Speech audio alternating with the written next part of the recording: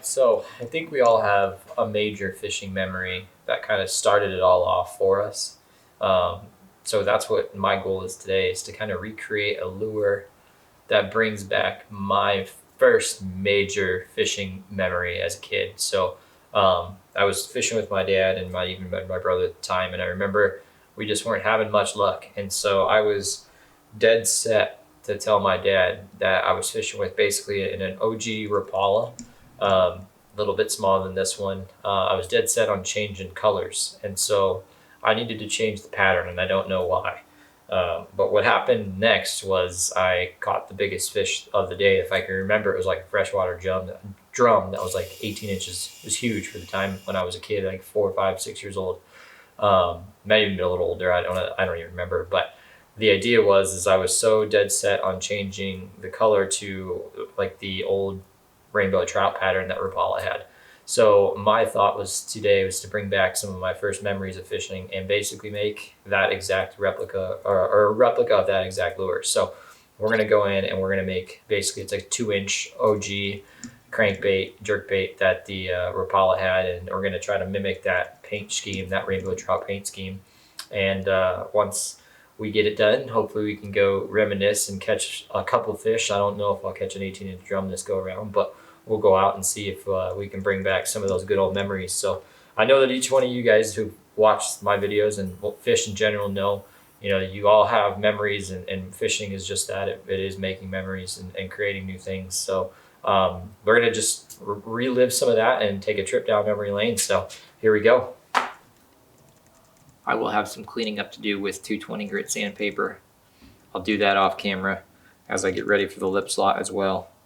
But we are well on our way to recreating the OG crankbait from Rapala. On to painting this, I actually added a lip. Quick off camera, just a small thin piece of Lexan polycarbonate. That gives me that profile, and that's what we're starting with as we get into the painting process. A sort of look at what we're going to try to achieve today. A couple different base tones that you'll see. We're going to go white and then follow that up with some pearl white just to give it that complete overlay. I think the biggest thing is the scale pattern that you'll see here, the offset. Red and blue is actually underneath that top layer of kind of like that olive color.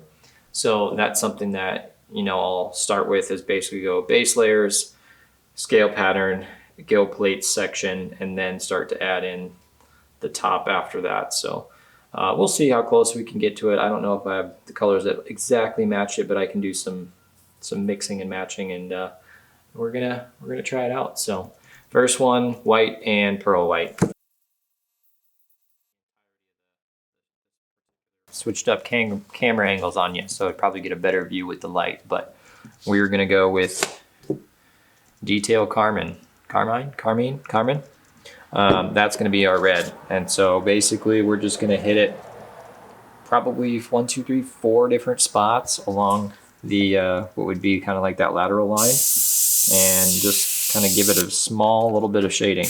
Play it with that same red carmine color. Carmine. Just using some masking tape that I cut up to make this giant, just little stencil. It's not going to be perfect, but it's going to be just enough, I think, to get it when we have the applied pressure.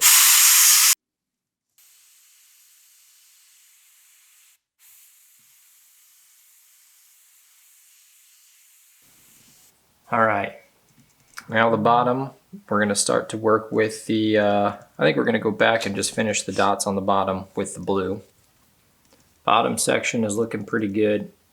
Got it air dried plus a little heat dry, and then time to move on to the top. I think we're going to go right into some wicked, I think it's wicked detail moss green with a combination to get that brownish color with detail burnt umber.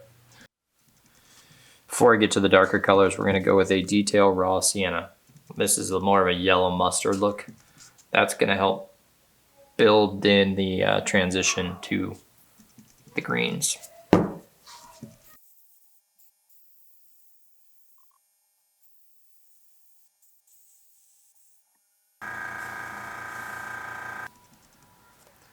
little top coat there down.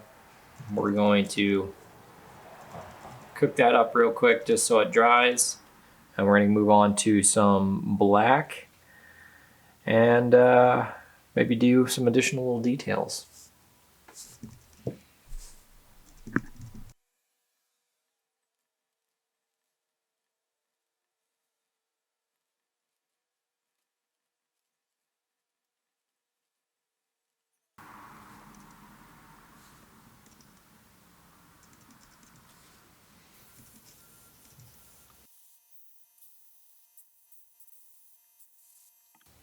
That is almost done. We are going to paint the eye on, similar to kind of how Rapala has their wraps. So it'll just be kind of a yellowish eye with a black pupil.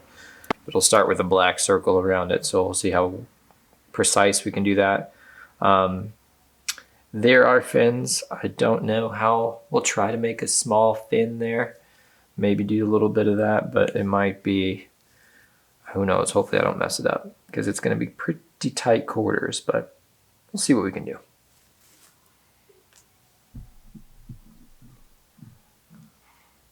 All right. That's not bad. That's not bad. We've got True Coat epoxy that we're going to apply. That's going to be the almost final step of this thing. Not bad. It came out all right. So we're going to mix this for a good few seconds. Apply it, and then once this thing is dry, we're going to catch a fish with it. Hopefully we can relive the story that I remember growing up with my dad and catching a monster drum. Hopefully it's something better than a drum, but we'll take anything that's monster. So we're gonna get this thing all coated up, and we're gonna get it to the lake. So let's get to it. Oh, nice little jerk bait.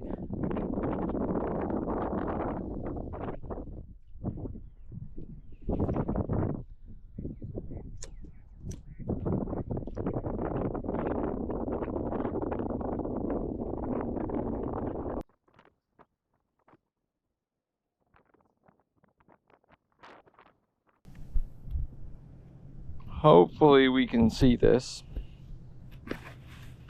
Adjust my chest strap. So the original, oh boy, line maps, that's cool. Right off the bat, that's awesome.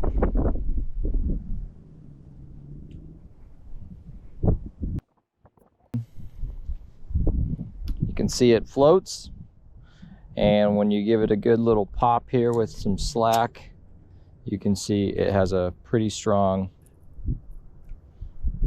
jerking action down underwater, if you can kind of catch that, which is perfect, imitating the old Rapala, the original floating Rapala jerkbait.